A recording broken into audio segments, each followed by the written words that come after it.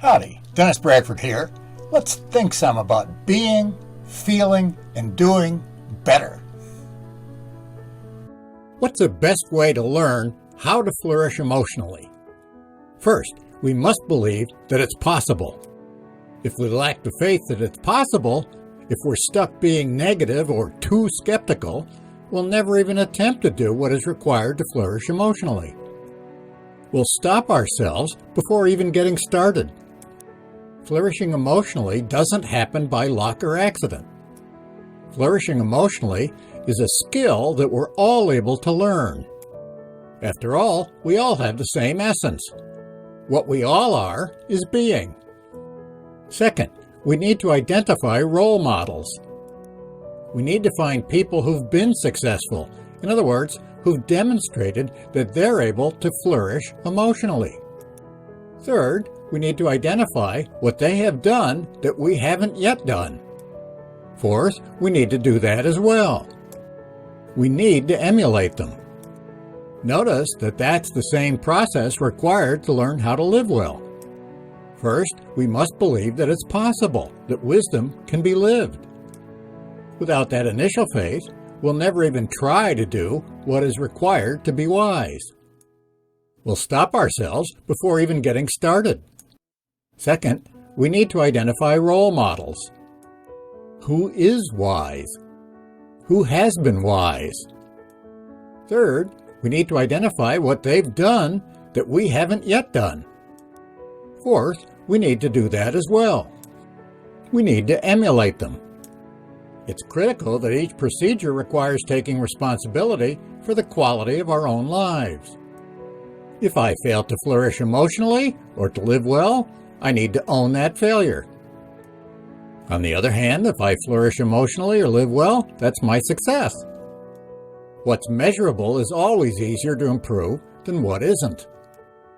As we've seen, thanks to Dr. David Hawkins, we've available to us a log energy scale of human consciousness from 1 to 1,000, where 200 indicates empowerment and 600 indicates sagehood. Again, the key to rising above 200 is taking full responsibility for the quality of one's life. What a blessing to have that scale!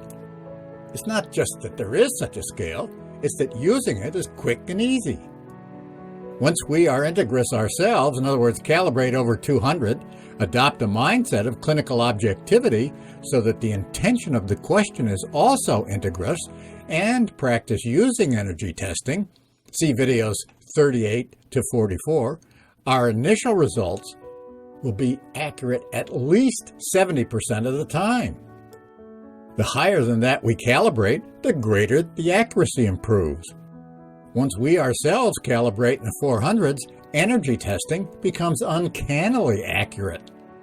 If so, for the first time in human history, there's a reliable criterion for determining whether or not any specific statement about the past or present is true. The determination is, quote, an impersonal response of the field of consciousness, end quote, that is independent of our personal beliefs. From David R. Hawkins' Truth versus Falsity. Unlike David Hawkins, I am not yet a sage. So, whenever possible, I use his calibrations rather than my own. As I've repeatedly stated in these videos, I'm unqualified to teach living well. The essential reason is that I've not yet done it. What does all this have to do with learning how to live well emotionally? I am qualified to teach how to live well emotionally. I have done that. However, you don't have to believe me. If believing me can help you to begin or to advance, terrific. At some point, though, you must rely on yourself. Not only must you select your primary teacher or teachings, but also you must make those teachings concrete in your life. That's up to you. I'm trying to be as helpful as possible in these videos, but I can no more do what is required for you than I can say, lift weights for you to make you stronger. So, please accept full responsibility for the quality of your life.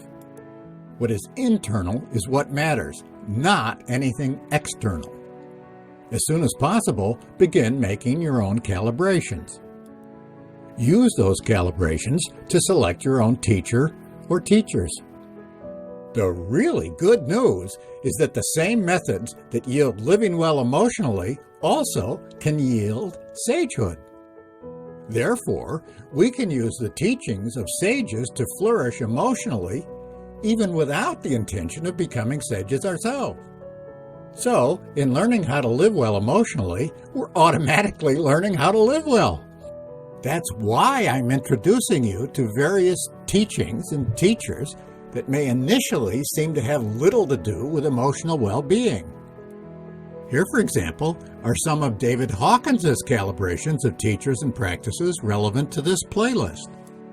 Even though sages personally rank at 600 or higher, any teacher in the 500s is excellent. Again, it's possible to flourish emotionally even without being a sage. Jnana Yoga, 975. The Buddha, 1000. Mahayana Buddhism, 960. Huang Po, 960. Socrates, 540. Jesus Christ, 1000. Plotinus, 730.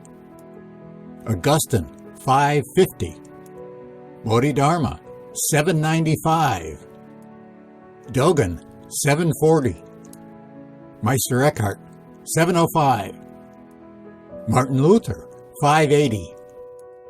John Calvin, 580. Mahatma Gandhi, 760.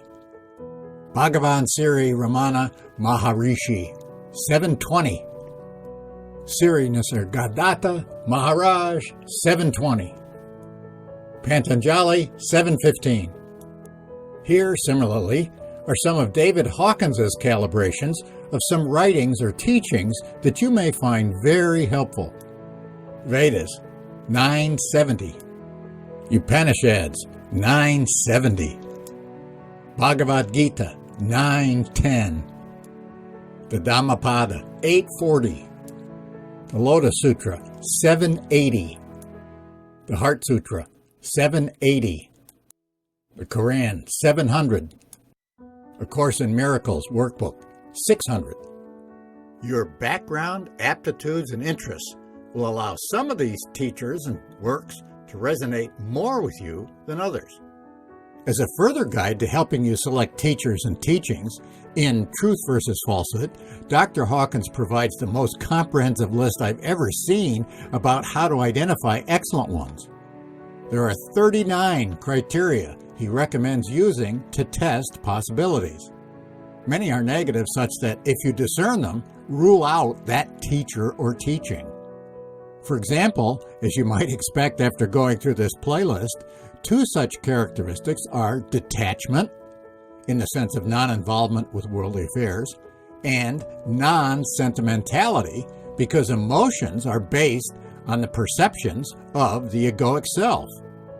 Similar ones are that the teaching or teacher must be non-dualistic, peaceful, non-binding, integrate, non-controlling, non-exclusionary, and non-egoistic. One characteristic from his list that deserves special attention is that the teacher should be a mystic and the teaching mystical. Let's consider that in the following video. Let's end emotional distress.